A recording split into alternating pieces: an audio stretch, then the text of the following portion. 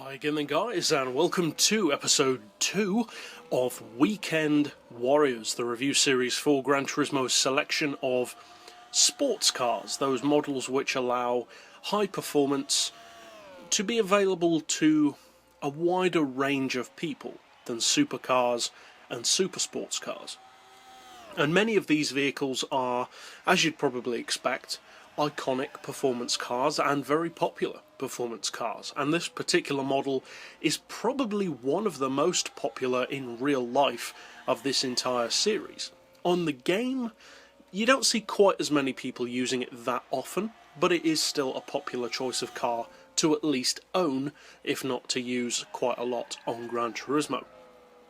And that car is the BMW M3, specifically the E46 shape M3, and this is the M3 in its standard form. We've of course already reviewed the GTR Street version in another series, and in this series later on we will also be reviewing the CSL version, which is of course the slightly upgraded, slightly more hardcore version. For now though, we're featuring the mainstream M3. Probably one of the most popular cars ever to be sold in gold, and I should think that that colour, Phoenix Gelb, is probably one of the most popular colours for the M3 in real life. On the game, not so many people tend to go for it, but it's a very popular colour in the real world. The majority of them that you see tend to be in that colour. Now this car has a pretty popular engine as well, a pretty well respected engine, a 3.2 litre naturally aspirated unit. It's rear wheel drive as you'd expect from a BMW, and the M3 has always been known for being purely, first and foremost, a driver's car. It's not designed necessarily to break lap times or even to be a competitive racing machine. As it turns out, it is also those things, but it's primarily about the joy and the fun of driving. And it does it very well. The M3 is pretty much a benchmark in that regard. And this particular model is no exception to that. That 3.2 litre engine can put out 509 horsepower and 359 foot-pounds of torque. So that's pretty decent power considering that it's still naturally aspirated. It could produce a lot more if it had a turbo or supercharger, easily over 600, if not more. As far as the weight of the car, it's actually nowhere near as heavy as you might expect a big, luxurious, well-equipped, well-built BMW to be. It weighs 1,256 kilos with the full weight loss package, and that is not bad at all. As far as horsepower per tonne, it puts out 405, which isn't amazing, but certainly isn't bad either. And the PP is 546, which I would say is pretty reasonable for this car. That's certainly not too high, definitely not too low either. And as far as the price, it is a BMW, and many of the German cars on the game do cost more.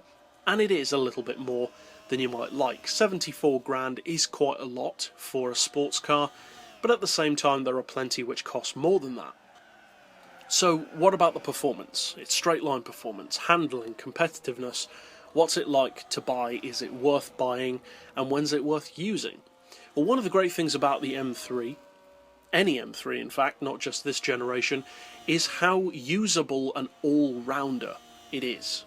Many cars specialise in one thing in particular, be it straight line speed, handling, being lightweight, being comfortable, etc. The M3 manages to combine a lot of those things into one package, and that's one of the reasons why it's so popular. It looks the part, it sounds the part, it can be a drift car if you want it to, but at the same time it can take corners extremely well when you need it to, and the performance, although not necessarily the strongest overall sports car in the game, is certainly no slouch. The acceleration is good, and the top speed is more than enough for most circuits. Given its 509 horsepower, the top speed of around 220 to 225-ish miles per hour is not bad at all, especially given it is, as we already mentioned, naturally aspirated.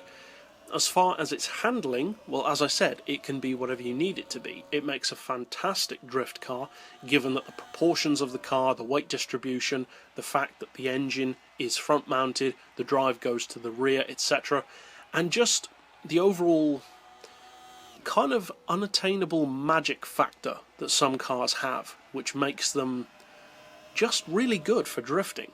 They may be similar to other vehicles, but for some reason certain cars just have that spark of magic which makes them more suited to being a drifter. Certain cars have it. The Supra, the RX-7, various others, and I would say the M3 as well, are just cars like that.